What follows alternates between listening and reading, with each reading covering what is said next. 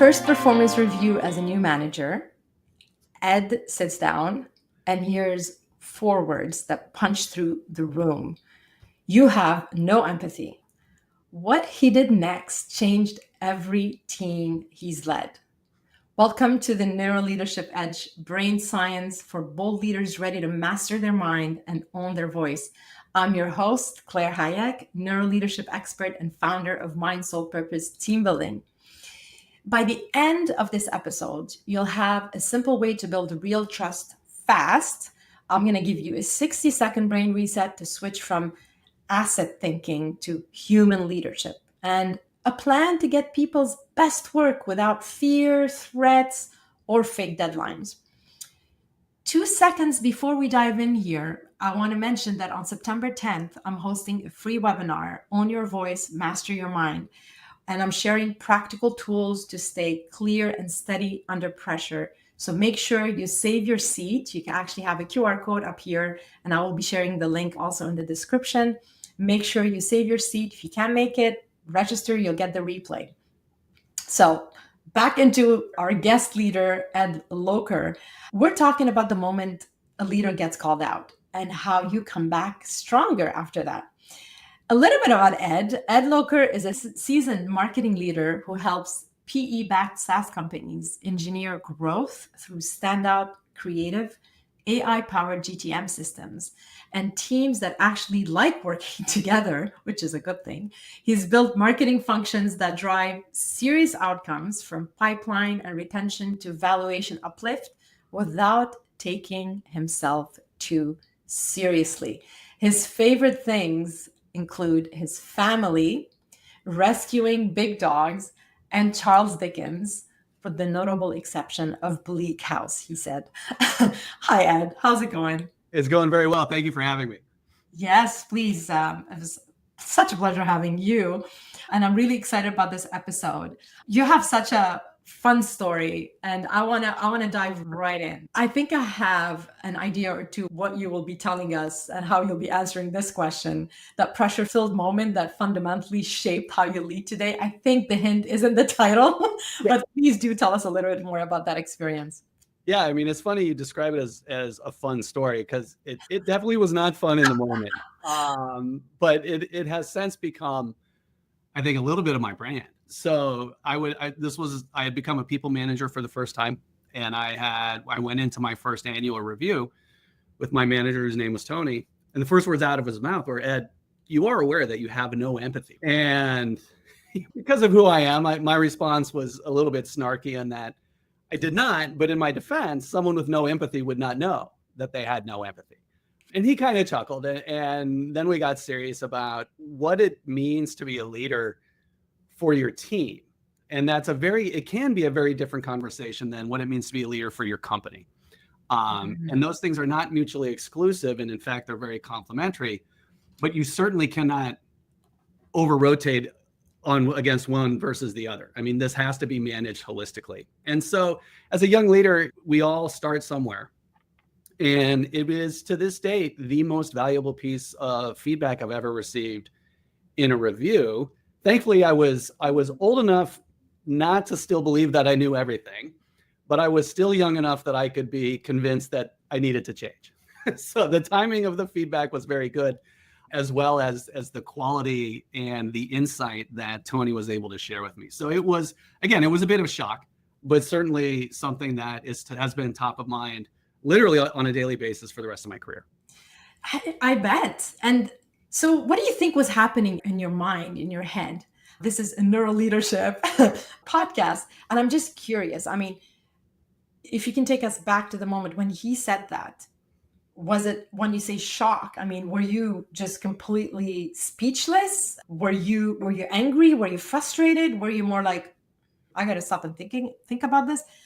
I know it wasn't yesterday. Would you remember like the emotion that kind of, that came right after that? Yeah, I do. I mean, and again, I think about this all the time. You do? Okay. the emotion that I was feeling in the moment was sort of a mix of everything that you just said. And it sort of goes back to what I said about being old enough to recognize that I didn't know everything and young enough that I could still be taught something. But there was a little bit of shock, because what I thought I was doing was correct. The job as a leader in the organization was to extract every last piece of efficiency from the team, regardless of the personal cost. Right. And so I thought I was doing a good thing. And so when he shared that insight with me, and it's sort of, it was shocking, angry a little bit, just because, nobody likes to be told that they're doing it wrong. Right. But more than anything, I sort of, and this is going to paint myself to be probably in a brighter picture than I actually truly am, but I was kind of grateful in the moment, in that, we've all been through reviews, that annual reviews, and largely and again, without trying not to be arrogant, as a high performer, largely my reviews were very positive. Right. And then, getting that first management review, I had no reason to expect anything would be different. He's gotten good reviews. I was expecting this one to be the same. And then to start with that, it was a bit shocking. But again, gratitude. And again, that's built over time, because I recognize the value of it in the moment. But again, it is top of mind all the time. That feeling of, oh, what do you mean? I am quite surprised that you said that to me. Yeah. And, I think I do want to point out one word you use is gratitude.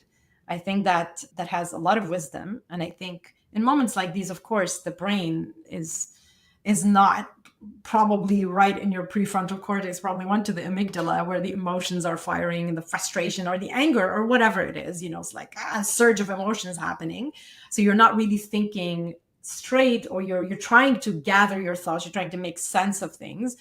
And gratitude is definitely that is a very good sign of positive intelligence, of emotional intelligence, to being able to lift yourself up and find the gift and say, okay, this is a gift here, and somebody's trying to tell me something. I know I'm disappointed, and it's fine, but how do I move on from here? So it's like you're coping in a way, but in a positive way. And one little tip that I did mention that I want to share is 60-second brain reset. When you feel that pressure spike, when you feel like the surge of emotions, and it's hard kind of to be empathetic, or it's hard to be analytical at that point. One thing that really helps bring you back into prefrontal cortex, which is your CEO, your brain CEO, and make the right decisions and be more in control and clear-headed, right? So is to just, you can name one feeling. I'm feeling frustrated right now. Just name it, label it, and just kind of calms everything down. Now, you're not in your emotions. The minute you label it, it's like you see what's happening. It's mindfulness. I'm observing myself. Okay, I'm frustrated. I'm a bit disappointed. Label those emotions, and it just opens your perspective. It's like, okay, it's not so bad. It doesn't like blow up out of proportion. And the other thing, very easy, and it's something you can do quietly. I mean, you're in front of that person, just take one long exhale. And I think people, when you are in that situation, probably your boss at the time would have expected you maybe to do like that would be a total normal reaction. So don't be afraid, if you're in that situation like that, to take a 6 to 8 second long exhale before you speak. And what that does, it just like gives you that quiet moment and puts you back into your prefrontal cortex, so you can lead and gather your thoughts better, and you're not scattered. So yeah, I could have used that advice back then. Yes, you could have totally used it. And Ed, I find it quite often when I speak to leaders and clients and give them those tips, they're like, yeah, I do that. And I didn't know why. It's instinctive, and we're built that way. The brain is so powerful and so smart. But when you consciously know what to do, you take it out of your toolbox and do it. It's much easier, more effective. You're quick. You're not swimming in and bathing in all kinds of emotions before you realize you're in them, and then stop and then breathe and because now your brain was going, okay, it's enough. Like, let's get back to logic here, But when you know and you practice that it's much quicker, and you lose less energy. You're more in control. You're more grounded that way. And you know what to do. You're the one commanding what's happening in your body, and not your brain running you in a way. So Let's move on to the next thing. I am curious to know what leadership lesson or mindset shift changed and how you show up as a leader throughout your career. What did you have to change? What kind of mindset shift, whether it's from that moment on or later in your career? Yeah, no, it was from that moment for sure. And the gift that Tony gave me was the acknowledgement that is not being empathetic is not my low energy state. Mm-hmm. I don't naturally live in that area where I'm thinking about the impact on people or what they might be going through or things like that. I'm very logical. I'm very focused on the here and now, the tactical, even the strategic and sort of the business side of it. And it was, again, the best piece of advice I ever gave, because I literally have to be very conscious on a daily basis to remind myself that people are people first. And that has been a game changer for me. And I believe in my deepest heart of hearts that I have become a better leader and my teams have accomplished way more by treating them as people first and trying to be what they need in the Mm-hmm. moment as opposed to what I need in the moment. And so we have deadlines. There's always there's always more work. There's always something that could have been done yesterday. And probably a realization that I had as well, which is being in marketing in technology, we're not brain surgeons. Nobody dies on the table if we get it wrong.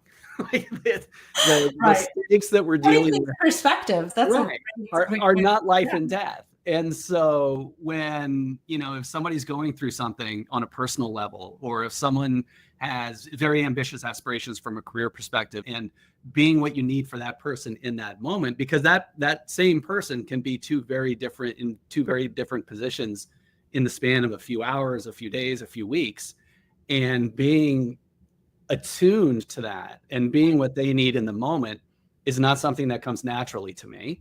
And so I have to continually bring this to the front of my mind and ask myself internally, what do they need from me right now? Like, what's going on? So that was a fundamental shift. It probably changed my career trajectory pretty dramatically. Yeah. Okay. Then let me ask you this then. Can you share maybe a time where you coach two people differently on the same problem and why it worked? Yeah. So two people. So I've promoted a lot of people throughout my career, and promoting people into their first management position has been one of my greatest joys. I love bringing people forward and developing them and giving them an opportunity. Mm-hmm. I can think of one woman that I was so proud of. She was such a high performer, wonderful individual contributor. She was a terrible first line manager for like a year and a half, because she was unable to allow her team to do it the way that they felt they could do it best. Mm-hmm. Okay. It had to be done her way. And so because she was such a high performer, she knew how it should be done. And so she would either redo the work or be very prescriptive in how the work was to be done. And in skip level reviews and 360s, plenty of feedback around this woman and her inability to be an effective leader. Right. I never would have imagined that, because she was such a fantastic high performer. So teaching her that allowing people, giving people the space, giving people the opportunity to do what they think is the right thing to do, and then coaching them, paint a vision for them and let them do it. Where another person was too much like that. He's like, you guys do whatever you want. Interesting. And he was also a high performer, but his mental state was that I don't want to be a micromanager. I don't want to be a dictator. Right. And so he rotated in the other direction, where he was like, yeah, you guys, do what you want. And what he wasn't doing, which is no knock on him, because it's very difficult to do this as a first line manager. He wasn't really creating a solid vision of what the goal was, where the team was supposed to go. And so without either of those things, which is here's where we're going, or here's what I want you guys to do with some level of structure, team went nowhere. And so being an effective leader for both of those people required the exact opposite approach. Yeah. And again, that lesson on empathy allowed me to be able to make those transitions. And both of them very quickly, because they were high performers and they were ambitious, adopted the insight and became wonderful managers in their own right. The woman is now a CMO, has been a CMO for a while, and the man is a VP. So yeah, they're doing it. They're doing it. Yeah. That's amazing. Well, that's pretty nice. I mean, I love the whole opposite. Diametrically opposed. Basically it's the two sides of the spectrum here. Very interesting, actually. Very, very interesting example. How about, I'm really, really curious to know what do you wish? I mean, there's a lot going on right now. There's a lot of disruption with AI. There's a lot of changes happening at the workplace. Actually hasn't stopped since COVID. Really, I think this has been a roller coaster. I don't know what's next, and I wouldn't be surprised if it's another thing that shows up. And again, I don't want to sound negative here. It's just change, it's life, but just a bit too intense nowadays. What do you wish more leaders understood when they're leading through what's happening right now? Complexity, change, disruption. At the risk of sounding arrogant, I wish more leaders would try to be empathetic. A bit more. Yeah. There's the people of my age, we saw the internet transformation. Yeah. Now we're in the middle of AI things. So that's two really big shifts within the span of one career. And maybe that's cool. Maybe that's horrific. Maybe it's somewhere in between. But I really do think that this one with AI, there is that, and I've thought a lot about this. The machine can do a lot. Mm-hmm. The machine can do a lot that we used to rely on entry-level employees to do. And what the machine is not is human. Yeah. And the machine doesn't make you a more productive human. It makes you a more productive worker, but it does not make you a more productive human. And so where I think the successful leaders of tomorrow are going to be the ones that remember it's the humanity in us that is the secret sauce. I'm a huge movie guy, and most of the movies that I've seen with AI don't particularly end well for humans. And so I don't know that, relying on the machine to provide that level of empathy is actually going to come to fruition at any point or maybe anytime soon. I don't see it. I don't either. Yeah. And so for us to remember as leaders that as we're struggling with AI, I struggle with AI all the time. Where, how, what should we do? There's a level of trepidation and fear and anger that everybody's dealing with, including myself. Mm-hmm. And the pressure that I'm putting on the team to incorporate this new technology, these new workflows, is compounded because now they're getting that from me too. Right. And so if leaders aren't really focused on reassurance, education, being the person that your team needs, I see a real potential for, I don't want to say a collapse, but the generation that's following us already has a very different definition of what work means. And so if we as leaders are now just pushing down a machine without thinking of them as human beings, I honestly, I don't know what the outcome of that would be. I think it would be disastrous. I'll call it out right now. I think we need more humanity, more empathy, more than ever now in the age of AI. And I think it's wonderful. I think if we use AI for good, if we use AI to make our life more productive, but not losing the human side of things, I think leaders have a huge responsibility when it comes to adopting AI and how it's adopted, and still actively listening to concerns, even though deep down inside they know they're not going to let this person go because an AI will not replace them.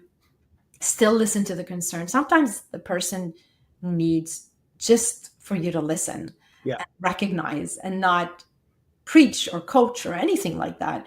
And I think it's only normal because the brain, this is a new thing, and the brain is not used to it. There's no neural pathways incorporating AI yet in all of us. I mean, it's starting to really start, making its path in our brain and our day-to-day. And this will become normal in, I don't know, looking back, we're probably like, oh my God, that wasn't a big deal. It's like the ATMs back when, there was no ATMs and you just went to a teller at a bank. Right. But we're not there yet. And it's the way that the brain is coping. It's bringing down the uncertainty, and talking about it really helps. And listening and being empathetic really helps kind of bring down the cortisol level, the stress, and just does that. And it's easy.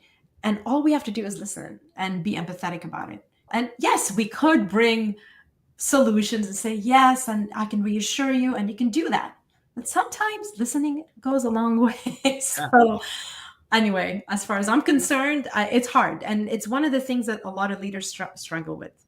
active listening.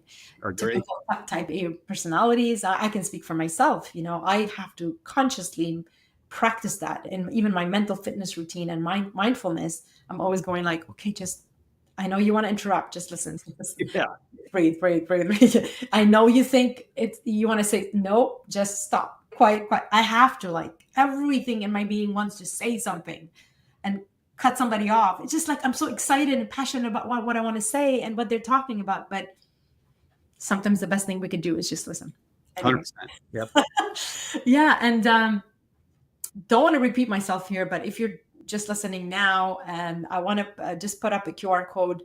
We have a webinar coming up. It's a free webinar, an hour, September 10th, 1 p.m. EST, on owning your voice, mastering your mind. I'll be sharing tips, mental fitness tips, and explaining what does own your voice means and what does master your mind means. But in a nutshell, we're going to practice fast resets that make tough conversations easier. I'm going to share tools that really put you in your best performing, best showing up status, and where you stop playing small and really take up space and pretty much play at your full potential. So please do sign up, scan the code. If you can't make it, don't worry about it.